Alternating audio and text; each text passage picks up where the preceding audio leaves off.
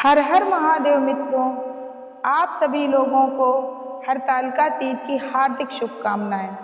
हरतालिका तीज का व्रत सभी सुहागन स्त्रियां बहुत ही श्रद्धा भाव से रखती हैं। यह व्रत हिंदू धर्म में एक बहुत ही खास महत्व रखता है।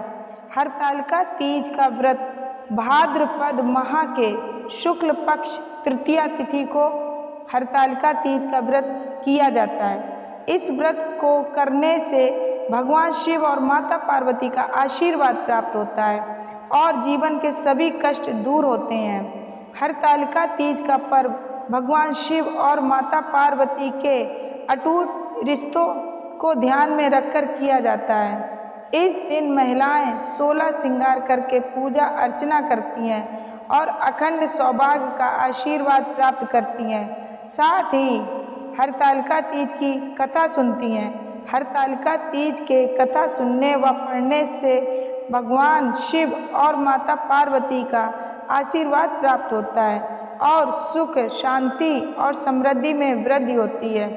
यह कथा बहुत पवित्र होती है, इसलिए इस दिन हरतालिका तीज की कथा अवश्य सुननी चाहिए।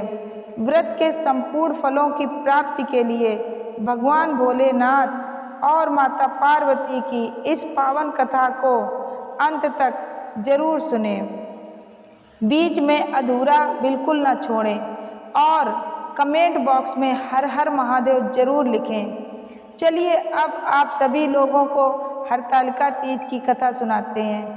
जिसके दिव्य केशों पर आँख के फूलों की माला शोभा देती है और जिन भगवान शंकर के मस्तक पर चंद्र और गले में मुंडों की माला पड़ी हुई है, जो माता पार्वती दिव्य वस्त्रों से तथा भगवान शंकर दिगंबर वेश धारण किए हैं, उन दोनों भवानी शंकर को नमस्कार करती हूँ। यह कथा भोले बाबा और माता पार्वती की कथा है। कैलाश पर्वत के सुंदर शिखर पर माता पार्वती जी ने महादेव जी से पूछा, हे महेश्वर, मुझसे आप वह गुप्त से गुप्त बातें बताइए जो सभी के लिए सरल और महान फल देने वाली हैं। हे जगन्नाथ, आप आदि, मध्य और अंत रहते हैं। आपकी माया का कोई पार नहीं है। आपको मैंने किस भांति प्राप्त किया है? कौन से व्रत, तप या दान के पुण्य फल से आप मुझको वर रूप में मिले? महादेव जी बोले, हे देवी, मैं आपके सामने उस व्रत के बारे में कहता हूँ जो परम गुप्त है। जैसे तारागणों में चंद्रमा और ग्रहों में सूर्य, वनों में ब्राह्मण, देवताओं में गंगा, पुराणों में महाभारत, वेदों में साम और इंद्रियों में मन श्रेष्ठ है, वैसे ही पुराण और वेद सब में इसका वर्णन आया है। इसके प्रभाव से तुमको मेरा आधा आसन प्राप्त हुआ है। हे प्रिय, उसी का मैं तुमसे वर्णन करता हूँ, सुनो। भाद्रपद मतलब भादों मास के शुक्ल पक्ष की हस्त नक्षत्र के दिन इस व्रत का अनुष्ठान मात्र करने से सभी पाप का नाश हो जाता है। तुमने पहले हिमालय पर्वत पर इसी महान व्रत को किया था जो मैं तुम्हें सुनाता हूँ। पार्वती जी बोली, हे प्रभु, इस व्रत को मैंने किस लिए किया था, यह मुझे सुनने की इच्छा है, सो कृपा करके कहें। शंकर जी बोले, आर्यावर्त में हिमालय नामक एक महान पर्वत है, जहाँ अनेक प्रकार की भूमि अनेक प्रकार के वृक्षों से सुशोभित है, जो सदैव बर्फ से ढके हुए तथा गंगा की कलकल ध्वनि से शब्दायमान रहता है। हे पार्वती जी, तुमने बाल्यकाल में उसी स्थान पर परम तप किया था और 12 वर्ष तक के महीने में जल में रहकर तथा वैशाख माह में अग्नि में प्रवेश करके तप किया। सावन के महीने में बाहर खुले में निवास कर अन्न त्याग कर तप करती रही। तुम्हारे उस कष्ट को देखकर तुम्हारे पिता को बड़ी चिंता हुई। चिंता में वह सोचने लगे कि मैं इस कन्या का विवाह किससे करूं। एक दिन नारद जी वहां आए और देवर्षि नारद ने तुम्हें देखा। तुम्हारे पिता हिमालय ने देवर्षि को अर्घपाद आसन देकर सम्मान सहित बिठाया और कहा, हे मुनीश्वर, आपने यहाँ तक आने का कष्ट कैसे किया? कहें क्या आज्ञा है? नारद जी बोले, हे गिरिराज, मैं विष्णु भगवान का भेजा हुआ यहाँ आया हूँ। तुम मेरी बात सुनो। आप अपनी कन्या को उत्तम वर को दान करें। ब्रह्मा, इंद्र, शिव आदि देवताओं में विष्णु भगवान के समान कोई भी उत्तम नहीं है। इसलिए मेरे मत से आप अपनी कन्या का दान भगवान विष्णु को ही दें। हिमालय बोले, यदि भगवान वासुदेव स्वयं ही कन्या को ग्रहण करना चाहते हैं और इस कार्य के लिए ही आपका आगमन हुआ है, तो वह मेरे लिए गौरव की बात है। मैं अवश्य उन्हें ही दूंगा। हिमालय का यह आश्वासन सुनते ही देवर्षि नारद जी आकाश में अंतर्ध्यान हो गए और भगवान विष्णु के पास पहुँचे। नारद जी ने हाथ जोड़कर भगवान विष्णु से कहा, हे प्रभु, आपका विवाह कार्य निश्चित हो गया है।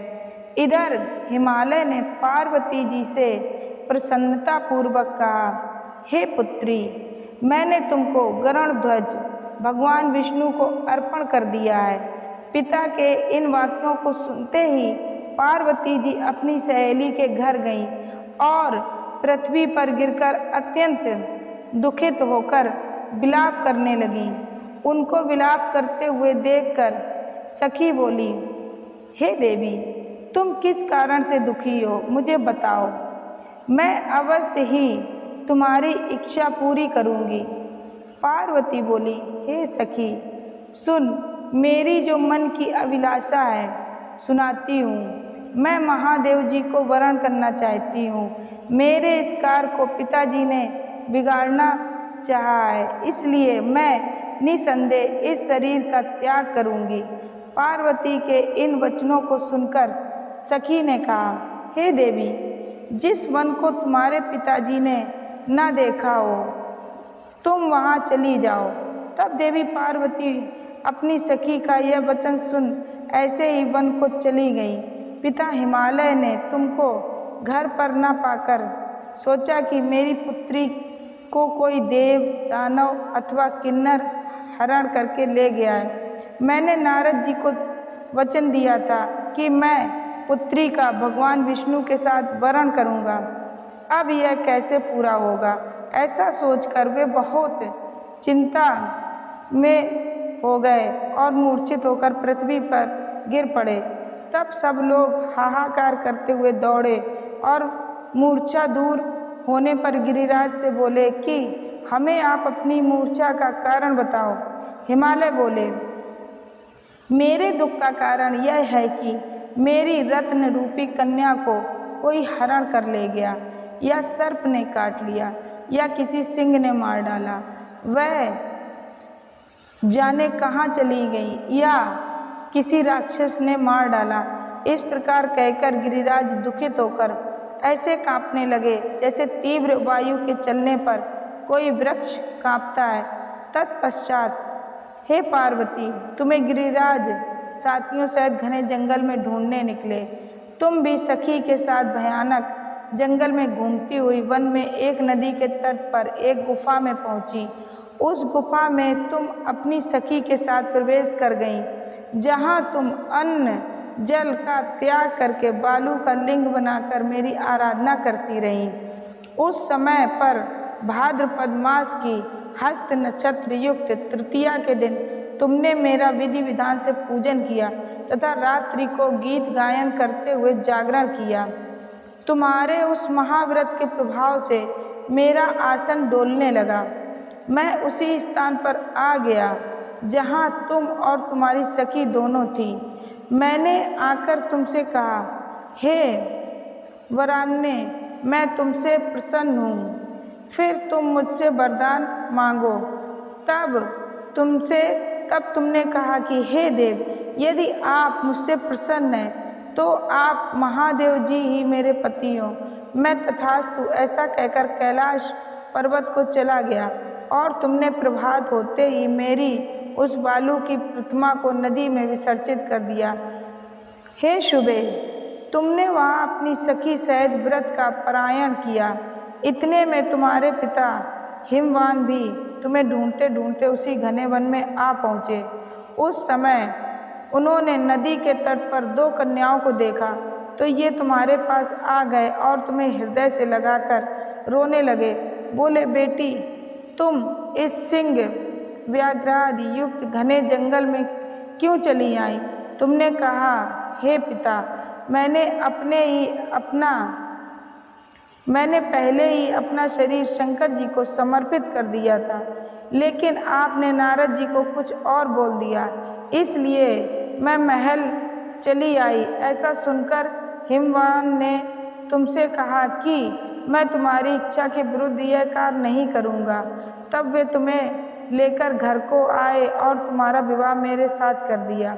हे प्रिय, उसी व्रत के प्रभाव से तुमको मेरा अर्धासन प्राप्त हुआ है। इस व्रतराज को मैंने अभी तक किसी के सम्मुख वर्णन नहीं किया है। हे देवी, अब मैं तुम्हें यह बताता हूँ कि इस व्रत का यह नाम क्यों पड़ा। तुमको सखी हरण करके ले गई थी, इसलिए हरतालिका नाम पड़ा। पार्वती जी बोली, हे स्वामी, आपने इस व्रतराज का नाम तो बता दिया, लेकिन मुझे इसकी विधि और फल भी बताइए कि इसके करने से किस फल की प्राप्ति होती है। तब भगवान शंकर जी बोले, सौभाग्य की इच्छा रखने वाली महिलाओं को यह व्रत पूरे विधि विधान के साथ करना चाहिए। व्रत में केले के खम्भों से मंडप बनाकर उसे वंदनवारों से सुशोभित करें। उसमें विविध रंगों के उत्तम रेशमी वस्त्र की चांदनी ऊपर तान दें। चंदन और सुगंधित द्रव्यों का लेपन करके महिलाएं एकत्रित हों। शंख, भेरी, मृदंग आदि बजावें। विधि पूर्वक मंगलाचार करके श्री गौरी शंकर की बालू निर्मित प्रतिमा स्थापित करें। फिर भगवान शिव पार्वती जी का गंध, धूप, पुष्प आदि से विधि पूर्वक पूजन करें। अनेकों नैवेद्यों का भोग लगावें और रात्रि को जागरण करें। नारियल, सुपारी, नींबू, लौंग, अनार, नारंगी आदि ऋतु फलों तथा फूलों को एकत्रित करके धूप, दीप आदि से पूजन करके कहें, हे कल्याण स्वरूप शिव, हे मंगल रूप शिव, हे मंगल रूप महेश्वरी, हे शिवे, सब कामनाओं को देने वाली देवी कल्याण रूप तुम्हें नमस्कार है, तुम्हें प्रणाम है। कल्याण स्वरूप माता पार्वती, हम तुम्हें नमस्कार करते हैं। भगवान शंकर जी को सदैव नमस्कार करते हैं। हे ब्रह्मा रूपिणी, जगत का पालन करने वाली माँ, आपको नमस्कार है। हे सिंह वाहिनी, मैं सांसारिक भय से व्याकुल हूँ, तुम मेरी रक्षा करो। हे महेश्वरी, मैंने इसी अभिलाषा से आपका पूजन किया है। हे पार्वती माता, आप मेरे ऊपर प्रसन्न होकर मुझे सुख और सौभाग्य प्रदान कीजिए। इस प्रकार के शब्दों द्वारा उमा सहित शंकर जी का पूजन करें। विधि पूर्वक कथा सुनकर गौ, वस्त्र, आभूषण आदि ब्राह्मणों को दान करें। इस प्रकार से व्रत करने वाले के सब पाप नष्ट हो जाते हैं। तो मित्रों, ये थी हरतालिका तीज व्रत कथा। इसे आप अवश्य सुने और यदि आपको मेरी यह कथा अच्छी लगी हो तो मेरी इस कथा को एक लाइक ज़रूर करें और कमेंट बॉक्स में हर हर महादेव ज़रूर लिखें। धन्यवाद मित्रों। हर हर महादेव।